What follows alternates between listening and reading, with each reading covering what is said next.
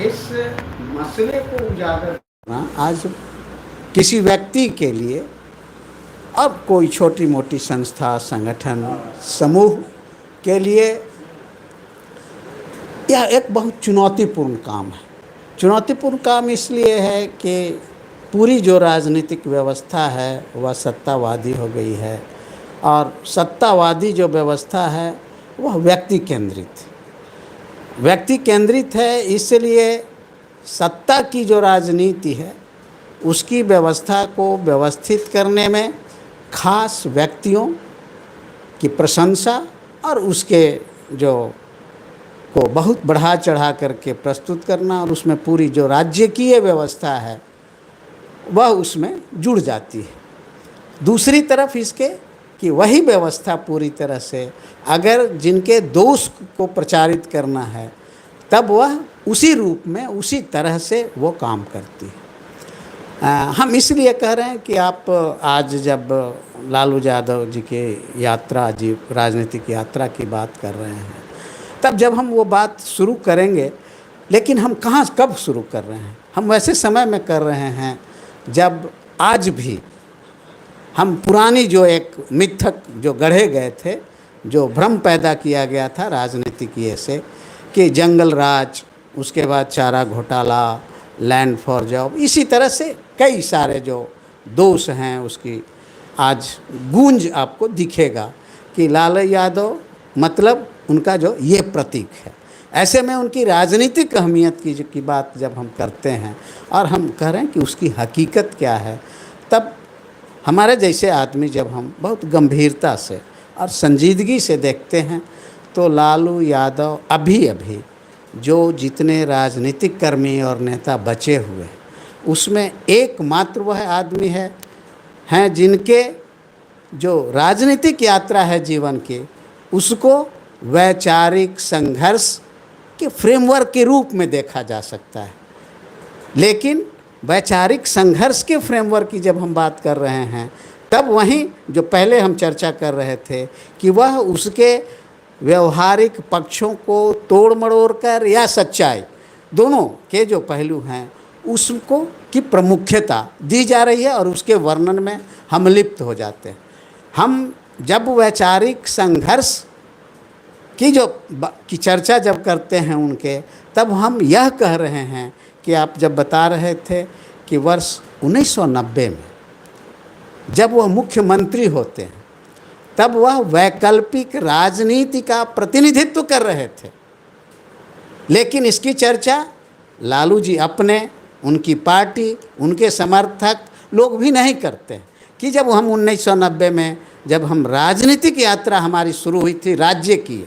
पहले भी कर रहे थे संगठित छात्रों का और दूसरे सामाजिक राजनीतिक आंदोलनों से उनकी एक पृष्ठभूमि है राजनीति में, एकाएक वह न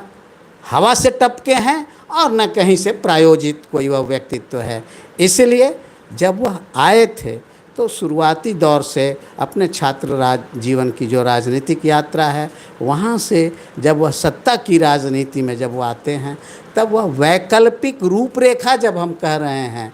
तब आप भी चर्चा कर रहे हैं, सब लोग बोलते हैं कि वह व्यक्ति जो शोषितों, पीड़ितों, दलितों, आदिवासियों को आवाज़ दिए, ये विकल्प है। हम जब वैकल्पिक बात कर रहे हैं तब हम लोकतंत्र का और सामाजिक न्याय की जाप की बात नहीं कर रहे हैं, लेकिन हम जब ये कह रहे हैं कि वैकल्पिक स्वरूप क्या हो सकता है, आज़ादी के बाद 90 तक जो राजनीतिक यात्राएं हुई खास करके बिहार में, तो आप देखिएगा कि 61 तक संवैधानिक जो संस्थाएं थी और सार्वजनिक जो संरचनाएं थी वह आधारित संविधान केंद्रित विकास की प्रक्रियाएं चल रही थी और उसमें वह चर्चा हुई और विकास का क्रम जारी हुआ। लेकिन 61 के बाद हमारे जो प्रथम मुख्यमंत्री थे उनके बाद 90 तक आप जब देखेंगे तब राजनीतिक अस्थिरता का, हम जब राजनीतिक अस्थिरता कहते हैं तब हम श्यामल जी यह कह रहे हैं कि आप ही एक लिस्ट बना लीजिए कि 90 तक कितने मुख्यमंत्री कितने कितने दिनों तक बने। राजनीतिक अस्थिरता के मोटा मोटी अभी जो ये है एक तो यह है, और जो विकास के नाम पर जो कार्यक्रम बने उसमें किसी एक विभाग को देख लीजिए, शिक्षा, स्वास्थ्य। तो शिक्षा को अगर आप देख लीजिएगा कि जैसे ही संवैधानिक संकल्प के अनुरूप जब शिक्षाई व्यवस्था में विचलन शुरू होता है, तब रोज रोज कार्यक्रम, नए नए कार्यक्रम बनने लगते हैं। ये अस्थिरता का द्योतक है। राजनीतिक नेतृत्व में बदलाव अस्थिरता का द्योतक है। तब राजनीतिक जो अस्थिरता की स्थिति बिहार में कायम हुई थी कि एक लंबी लिस्ट है मुख्यमंत्रियों का, सरकार बनने बिगड़ने का की जो एक परंपरा हुई, उस परंपरा के बाद उसमें ठहराव के लिए कि चूँकि एक विकल्प की खोज थी राजनीति में, और उस राजनीति की खोज में जो वैकल्पिक नेता के रूप में लालू जी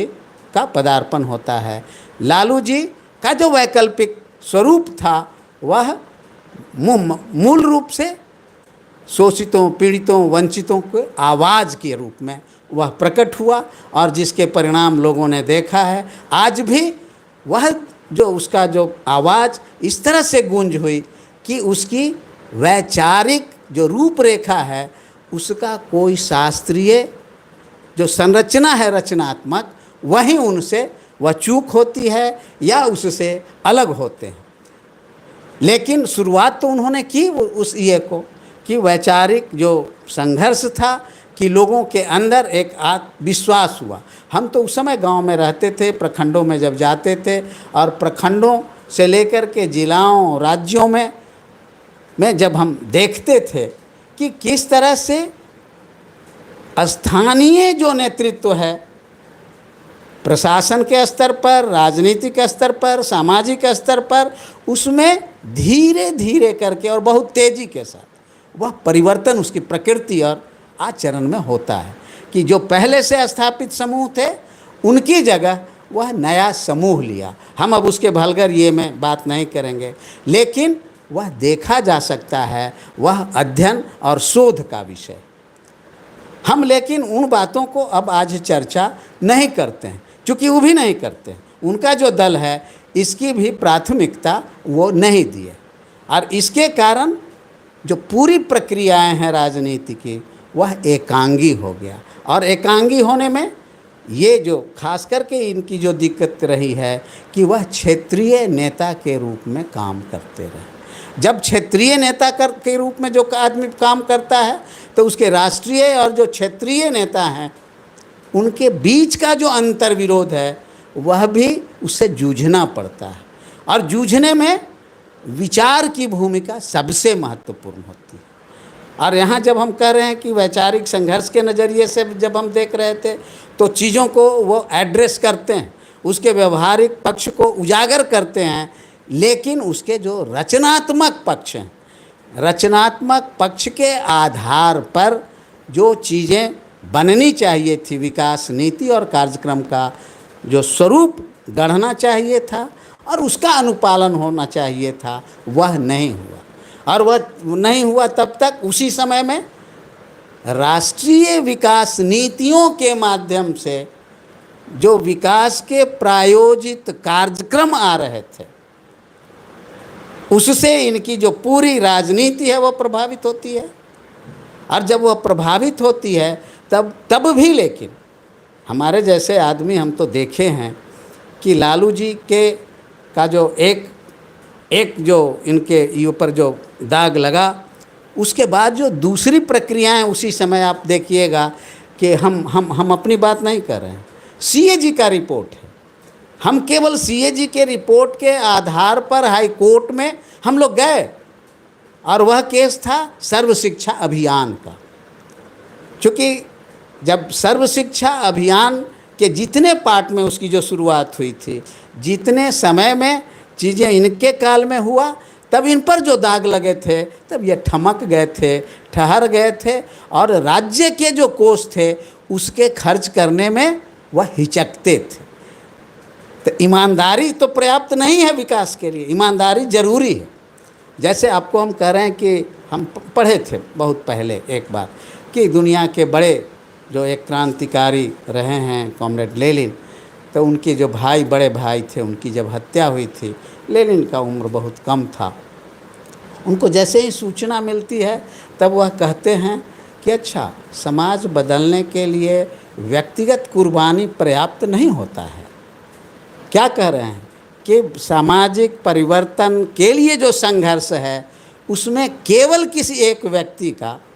व्यक्तिगत कुर्बानी पर्याप्त नहीं, काफ़ी नहीं है। इसका मतलब कि और चीज़ चाहिए, और वह चीज़ है विचार, विचार की दृष्टि। और जब विचार होगा, दृष्टि होगी, तब जो नीतियाँ हो बनेगी विकास की, वह तर्क संगत होगा। यह जो वैचारिक संघर्ष है, हमको लगता है कि यह सीख का पाठ बनाया जा सकता है। इसलिए हम जो वर्तमान जो आपके तंत्र हैं, उनके द्वारा जो चीज़ें जिस तरह से बहस का विषय बनाया जाता है, हम उनको भी देखते हैं। और जब देखते हैं तभी हम कह रहे हैं कि हम CAG के रिपोर्ट्स के आधार पर, और तब तक नीतीश जी आ गए थे, जब हम लोग हाई कोर्ट में गए तो अब उसकी चर्चा हम नहीं करेंगे, हमारे पास है। और क्या हमको झेलना पड़ा सर्व शिक्षा अभियान के ये में, मनरेगा के संदर्भ में, लेकिन वह चीज़ें नहीं आई। वह इसलिए भी नहीं आई, लेकिन दूसरी जो चीज़ें हैं वह आज तक 2000 के करीब से लेकर के और आज तक की चीज़ें लगता है कि बस एक और एकमात्र जो आचरणगत, व्यवस्थागत आचरणगत दोष जो पैदा किया जाता है, वह केवल और केवल वहीं पैदा हुआ। दूसरी जगहों में दूसरे नेताओं उससे अक्षुण्ण रहे हैं, लेकिन CAG के रिपोर्ट्स बताते हैं कि उनके बाद जो चीज़ें आई और विकसित हुई हैं बिहार में, हम लोग चैलेंज किए हाई कोर्ट में और हमको फिर बैठ जाना पड़ा। हम इसलिए कह रहे हैं कि लालू जी की जो राजनीतिक यात्रा है, उसको हमको सीख का पाठ बनाने की ज़रूरत है। और सीख के पाठ बनाने से एक चीज़ें हो सकती हैं आज के खास के दौर में, कि आज के खास दौर में जब आज बिहार में 2025 का विधानसभा चुनाव होना है, यहाँ गठबंधन, महागठबंधन, सीटों के समझौते, बंटवारे की बातें हो रही हैं। आप जानते हैं कि हम लोगों के द्वारा 2024 लोकसभा चुनाव के समय से ही न्यूनतम साझा कार्यक्रम की हम बात कर रहे हैं, और आज भी इस बिहार विधानसभा चुनाव 2025 के संदर्भ में न्यूनतम साझा कार्यक्रम के संबंध में सारे वामपंथी दलों, कांग्रेस, राष्ट्रीय नेतृत्व से लेकर के राज्य के नेतृत्व को हम लोगों ने लिखित तौर पर, मेल से, कई तरहों से हम लोगों ने, हाँ, एक चीज़ जब वैचारिक हम कह रहे हैं, तब हमारा एक अपना यह भी अनुभव है कि राजद से मेल पर हम लोगों को अभी तक नहीं संपर्क हुआ। तो इसलिए जो वैचारिक पक्ष है और पहलू है, उसके बगैर हम केवल और केवल भीड़ तंत्र के माध्यम से जो सवाल हम उठा रहे हैं कि जो वैकल्पिक एक नेतृत्व के रूप में इनकी पहचान जो बननी चाहिए थी, जो स्थापित होना चाहिए था, वह इसलिए नहीं बना कि राज्य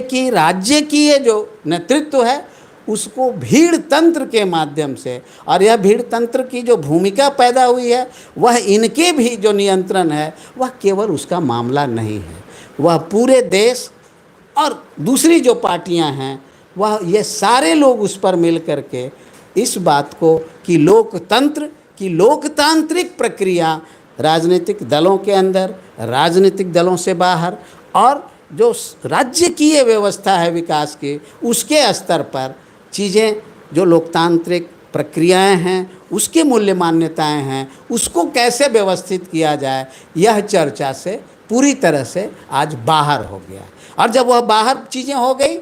तब जो पुराने हमारे जो नेताओं के जो लोकतांत्रिक और सामाजिक न्याय के बहुमूल्य काम थे, वह छूटते चले गए। और आज हम उसी स्थिति में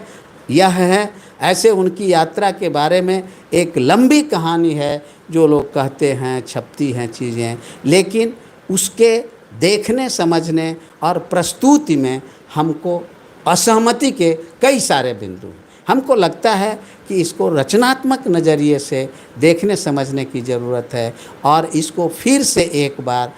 लोकतंत्र की जो सामाजिक न्याय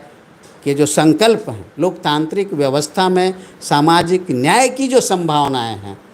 उसको अगर समृद्ध करना है, उसको आगे बढ़ाना है, तब हमको इस पद्धति को किसी भी उस तरह के व्यक्ति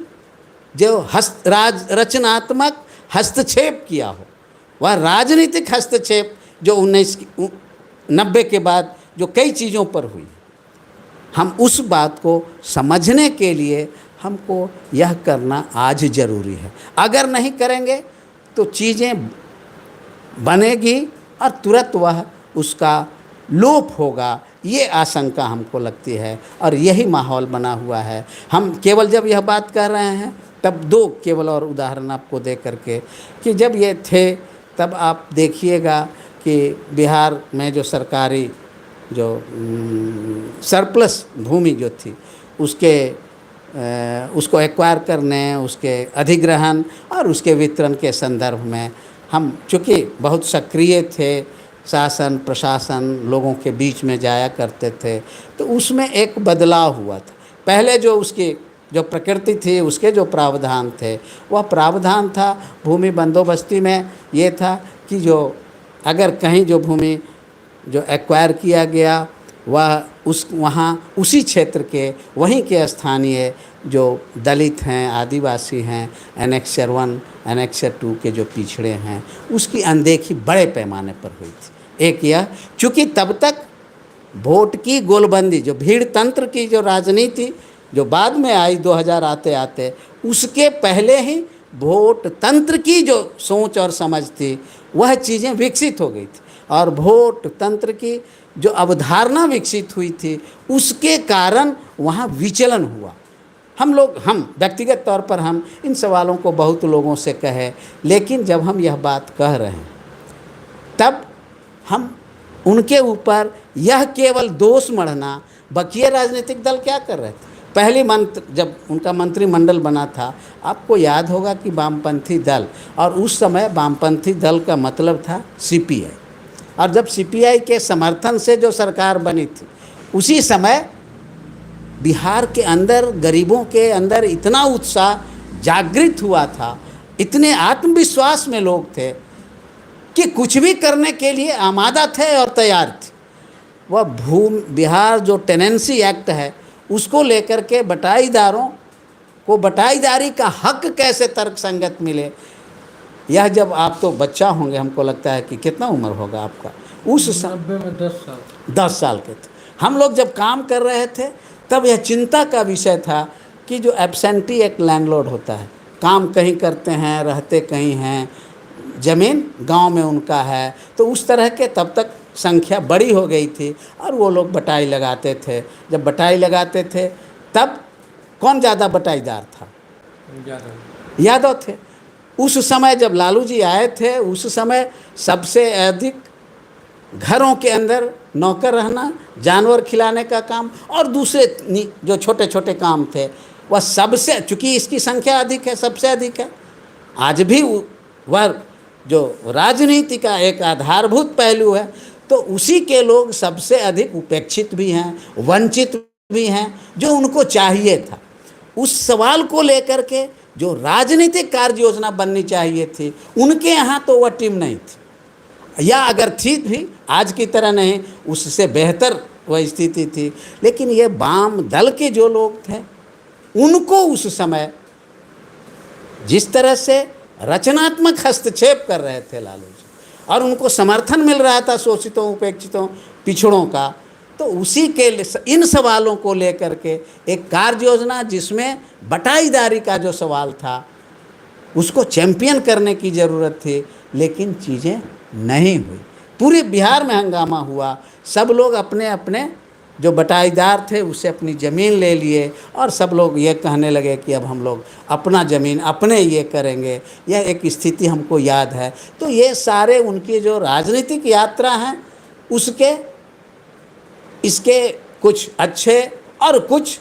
लेकिन हम यह जो दोष है वह राजनीतिक दोष है, यह व्यक्तिगत दोष नहीं है। हम व्यक्तिगत दोष इसलिए नहीं कहते हैं कि कोई भी जो व्यवस्थागत बदलाव और परिवर्तन होते हैं वह हमेशा राजनीति की भूमिका होती है, और राजनीति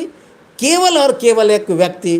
की व्यवस्थागत इच्छा से नहीं होती। तो जो वाम दल के भी लोग जो समर्थन में लोग थे, उन लोगों के द्वारा उस तरह की कोई वैकल्पिक योजना नहीं प्रस्तुत की गई। अगर कुछ बातें उठी भी तो उसको लेकर के वह दबाव, ये भूमि आंदोलन इन लोगों के बीच के माध्यम से उस समय भी चल रहे थे, और बहुत इनके जो कार्यकर्ता थे, जो भूमि आंदोलन चल रहा था उसमें बहुत तेज़ी से कि यह भी फरमान राज्य क्या हुआ था कि अब भूमि आंदोलन के जो संघर्षशील साथी हैं उन पर अब पुलिस की गोली नहीं चलेगी। हमको वो दिन याद है। लेकिन उसका बहुत जो परिणाम, चूँकि संगठित राजनीतिक जो व्यवस्था और प्रक्रियाएं होनी चाहिए थी वह नहीं हो सका। तब जबकि इस तरह के व्यक्तित्व जो एक से एक निर्णायक कदम लेने के लिए जो सक्षम थे, वह वैचारिक काम और वैकल्पिक उसकी जो प्रक्रिया थी वह ठमक जाती है।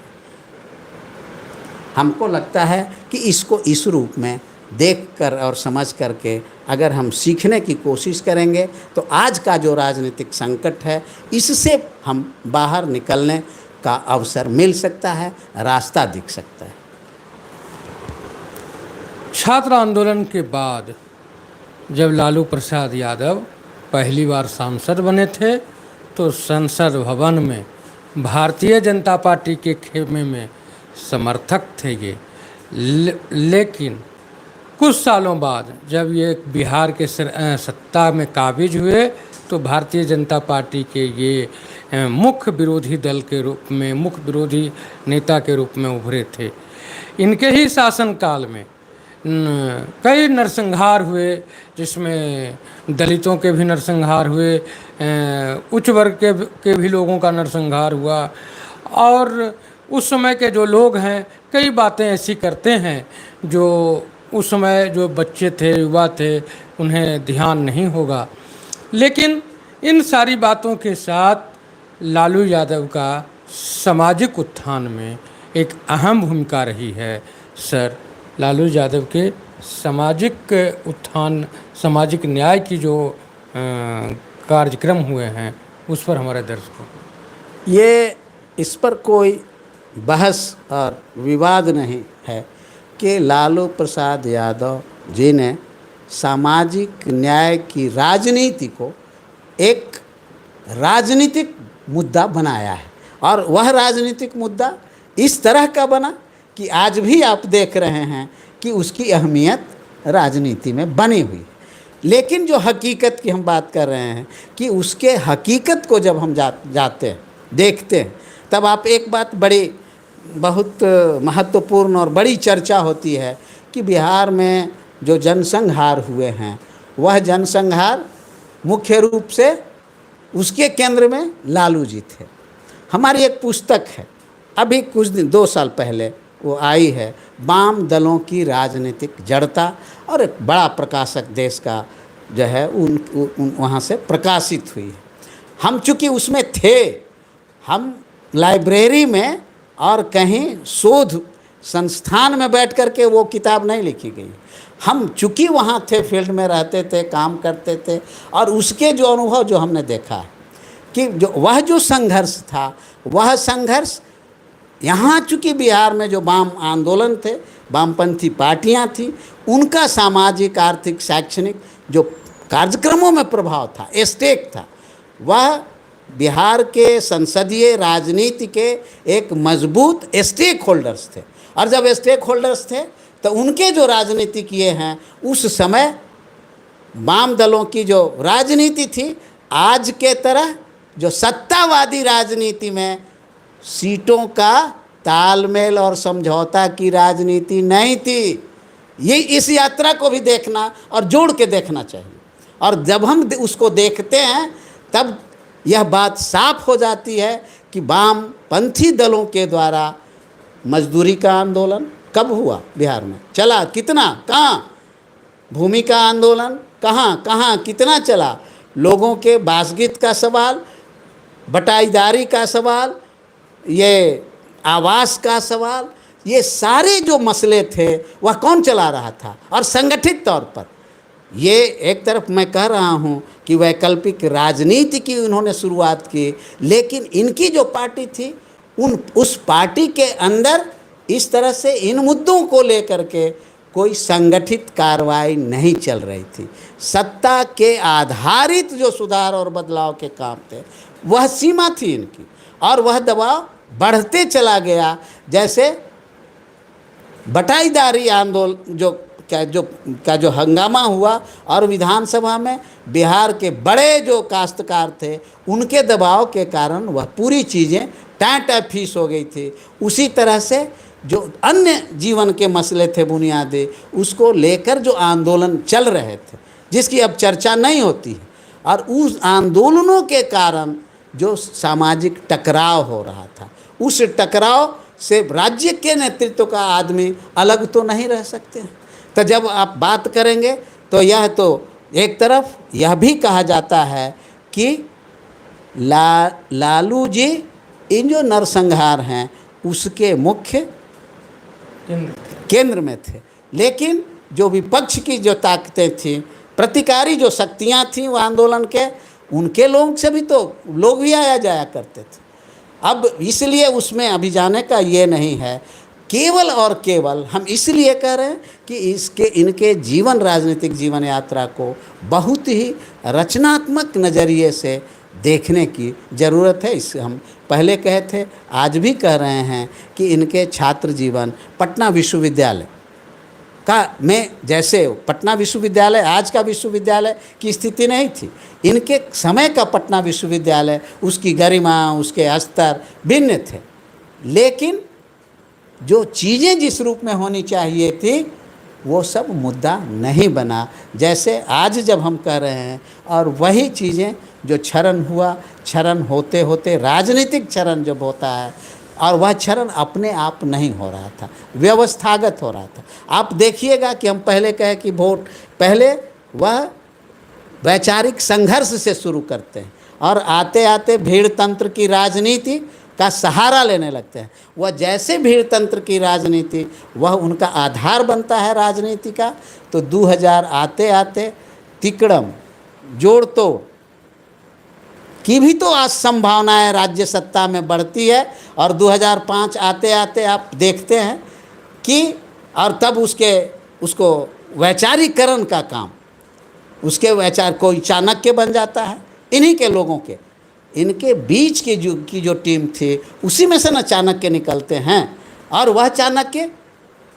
की जो जीवन यात्रा राजनीति का देखिएगा, जोड़ तोड़ और प्रायोजित जो विकास का, पूंजी आधारित, वह अब जब 61 तक जो भारत का और बिहार का विकास हुआ, संवैधानिक संस्थाओं की समृद्धि, सार्वजनिक संरचनाओं के विस्तार की अब राजनीति और विकास का कार्यक्रम नहीं रहा। अब तो जो केंद्र और विश्व बैंक प्रायोजित जो विकास के कार्यक्रम आ गए उसी के लिए, और वह इतना प्रभावकारी हो गया कि अब लालू जी की पार्टी में भी अब विशेष राज्य के दर्जा की मांग होती है। और विशेष राज्य की दर्जा किसके लिए है? वह जो बेचारा उपेक्षित, वंचित जो लोग हैं, उसको विशेष राज्य के दर्जा के लिए कहाँ गुंजाइश है? कोई है रोड मैप क्या? यह चर्चा न वामपंथी दल के लोग करते हैं, न राजद के लोग करते हैं। ये राजनीतिक संकट का दौर है, और इसमें आरोप प्रत्यारोप,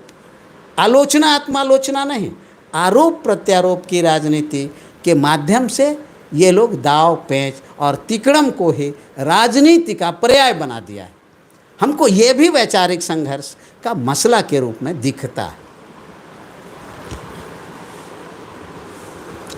1990 में जब भारत और बिहार दोनों में आम चुनाव थे, जनता दल, भारतीय जनता पार्टी के साथ जनता दल, जिसके राष्ट्रीय अध्यक्ष बीपी सिंह, विश्वनाथ प्रताप सिंह, और बिहार में लालू प्रसाद यादव थे, उसी के जनता दल के गठबंधन भारतीय जनता पार्टी के साथ हुई थी। और 1990 में विश्वनाथ प्रताप सिंह भारतीय जनता पार्टी के सहयोग से प्रधानमंत्री बने, और बिहार में लालू प्रसाद यादव जब रिजल्ट ले आए बेहतर चुनाव का, तो भाजपा को साइड कर कम्युनिस्टों और झामुमों के साथ सरकार बनाया, और वहीं से लालू और सुशील मोदी में 36 का आंकड़ा शुरू हुआ राजनीति में। लालू यादव के ही 8 साल के मुख्यमंत्री काल में शिक्षकों की भी बहालियां हुई, दरोगा की भी बहाली हुई, कई ऐसे बहालियां आई जो बेहतर तरीके से की गई। लालू यादव ने राजनीति में कई प्रयोग भी किए, जैसे लाठी घुमावन और तेल पिलावन रैलियां भी उन्होंने किया, जातीय रैलियां भी किया। सर, लालू यादव के राजनीतिक बातें तो बहुत हैं, लेकिन उनकी जो सामाजिक बातें हैं, जिसे सुनकर जानकर आज भी दलित, महादलित, पिछड़ा, अति पिछड़ा, वंचित, शोषित आज भी लालू यादव को अपना मसीहा मानता है। इस पर हमारे दर्शकों को कुछ बताएं। ये मैंने बहुत आज के दिन में बहुत महत्वपूर्ण ये मसला है और सवाल आपका है। वह इसलिए कि आज जितनी भी बातें हो रही हैं, आप लोग खास करके जो संचार माध्यम के लोग हैं, वह क्या करते हैं, नैरेटिव अब क्या कहते हैं, वह कैसा नैरेटिव लालू यादव ने गढ़ा कि आज भी कह रहे हैं कि पिछड़ों, दलितों, उपेक्षितों, पासमानदाओं का वह नेता आज भी है। उसके अंदर गिरावट आई है। अब ये जो मनोविज्ञान है, मनोवैज्ञानिक जो प्रभाव है, यह इतने वर्ष से 90 से लेके आज जब हम 25 में बात कर रहे हैं, तब यह भ्रामक मिथक का प्रभाव नहीं दिख सकता है। यह कहीं न कहीं उसके अंदर कोई जैविकीय सच्चाई का तत्व है। जैविकीय जब हम कहते हैं तो उसके जो संवेदना है उसको वह स्पृश माने वह छूता है और उसको संवेदित करता है। इसलिए लालू जी की जो सबसे बड़ी खासियत है, चूँकि उनका जीवन ही, उनके जब आप सामाजिक आर्थिक जीवन में जाएंगे तब वह जो एक वंचित उपेक्षित परिवार का व्यक्ति जिस तरह से जीवन जीता है वह जिए हैं और उसकी अनुभूति उनको है। और उस अनुभव को जब वह संप्रेषित करते हैं लोगों से बातचीत में, तब उनकी बात, उनकी जीवन की जो दुर्दशा है उसको अपनी भाषा में जिस तरह से वो प्रस्तुत करते हैं, तब उन लोगों को वह जो समूह है उपेक्षितों का लगता है कि तो हमारे ही बात बोल रहा है और इसलिए हमारा ही आदमी। तब यह जो सबसे महत्वपूर्ण आज के दिन भी आप चाहे आप देखिएगा कि अभी सोशल मीडिया में हो, पार्लियामेंट के अंदर, पार्लियामेंट के बाहर, जब वह मुख्यमंत्री थे, जब वह निकलते थे बाहर, तब एक से एक कहानियाँ, उन कहानियों की जब आप चर्चा करेंगे तो आपका तो पूरा आज का कार्यक्रम केवल उन घटनाओं का वर्णन में। लेकिन यह भी आप देखिएगा कि पढ़ाई के समय में, राजनीतिक काल में किसी भी जाति के जिन लोगों के साथ जैसा व्यवहार और संबंध था, यह भी उस व्यक्ति की एक खासियत रही है कि वह उसको मेंटेन करते थे। और हम तो सुनते हैं कि पटना विश्वविद्यालय के कई ऐसे लोग हमको, हम तो साथ नहीं थे लेकिन कई लोग हमको जो साथी उनके थे, वो लोग कहते थे कि जब वो मीटिंग में कहीं एन सिन्हा इंस्टीट्यूट, कहीं पटना विश्वविद्यालय में, तो उनको नज़र पड़ जाती थी, ए अमुक से सुनो अरे तनी खैनी खिलाओ। यानी ये सब बहुत पॉपुलर कथा और कहानियाँ और लोगों के जिससे उनके ऊपर आत्मीयता थी, यही रचनात्मक जो जैविकीय संबंध है यह विखरा है। इसकी बात वो भी नहीं अब करते। उनके दल के जो लोग हैं वह पूरी तरह से जो पूंजीवादी जो मूल्य और मान्यताएं राजनीति की हो गई है, जो सामाजिक न्याय विरोधी, इसके कारण वह कम थमक जाते हैं। आज अगर एक बार फिर से, चूँकि उनकी जो पृष्ठभूमि है वैकल्पिक राजनीति की, वैचारिक संघर्ष की, उसकी रूपरेखा के साथ अगर बिहार में उतरेंगे, तब हमको लगता है कि ये जितने नैरेटिव गढ़ने वाले जो लोग हैं और रेवड़ी वितरण का जो कार्यक्रम है, वह उनसे हर एक क्षेत्र और गांव में जा कर के लोग हिसाब मांगेंगे। और वह दिन आ जा सकता है बिहार में, जैसे कि आपको जेपी आंदोलन के समय गांव में हमको याद है, केवल और केवल चूँकि सीपीआई और कांग्रेस का गठजोड़ था, कांग्रेस के लोग नहीं घूमते थे चुनाव में, कांग्रेस के लोग नहीं घूमते थे, और केवल उस समय सीपीआई के लोग घूमते थे। और फासिस्टों का देश में सबसे बड़ा आंदोलन बिहार में हुआ था और रैली हुई थी पटने में। उतनी बड़ी रैली कम्युनिस्टों की बिहार पटना में कभी नहीं हुई है। तो यह जो पृष्ठभूमि और यात्रा है राजनीति की, हमको लगता है कि ये सारे जो यात्रा की जो घटनाएं हैं, इनको हमको सबक का पाठ बना करके आज अभी भी समय इसलिए है कि लालू जी का जो प्रभाव है, आप भी कह रहे हैं, हम भी स्वीकार करते हैं कि आम जन के बीच जिस तरह से लेख व्यापक अभी भी कायम है, उसको राजनीतिक स्वरूप देकर उसकी रूपरेखा तैयार करके उनके बीच जन संवाद का विषय अगर वो बना दें, तब स्थितियां बदल सकती हैं और वही एकमात्र सामाजिक न्याय का रास्ता है। दूसरे सारे जो रास्ते हैं वह पगडंडी है, भ्रम पैदा करने वाले कार्यक्रम हैं। हमको लगता है कि यह मौलिक उनके राजनीति के जीवन यात्रा से सीख का मूल पाठ। लालू यादव जब पटना विश्वविद्यालय के छात्र नेता बने और वहाँ विश्वविद्यालय चुनाव में लालू प्रसाद की तिकड़ी थी सुशील कुमार मोदी और रविशंकर के साथ। रविशंकर और सुशील मोदी संघी हुआ करते थे और लालू यादव संघी नहीं थे। फिर भी इन लोगों की राजनीतिक तालमेल तीनों में बहुत ही बेहतर हुआ करता था। लालू यादव, नीतीश कुमार, सुशील कुमार मोदी, रविशंकर जैसे बड़े नेता जो कभी पटना विश्वविद्यालय के छात्र हुआ करते थे, राज्य के राजनीति को छोड़ केंद्रीय राजनीति में भी बड़ी पकड़ थी। उसके बाद भी केंद्रीय विश्वविद्यालय पटना को इन लोगों ने बनाने के लिए कभी सदन में आवाज़ नहीं उठाया। लालू प्रसाद यादव की झनक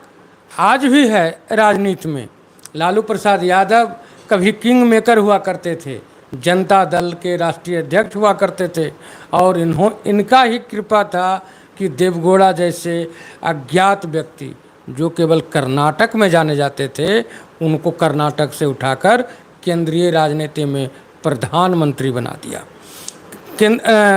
कांग्रेस के विरोध करने के बाद उनको हटा करके इंद्र कुमार गुजराल को प्रधानमंत्री इन्होंने बनाया। खुद प्रधानमंत्री बन सकते थे, लेकिन यह देवगौड़ा जैसे दलित को प्रधानमंत्री बनाने का काम किया था। लालू यादव के ऊपर चारा घोटाला का आरोप लगा। उस चारा घोटाले के आरोप में जब यह जेल जाने लगे, इनके पार्टी में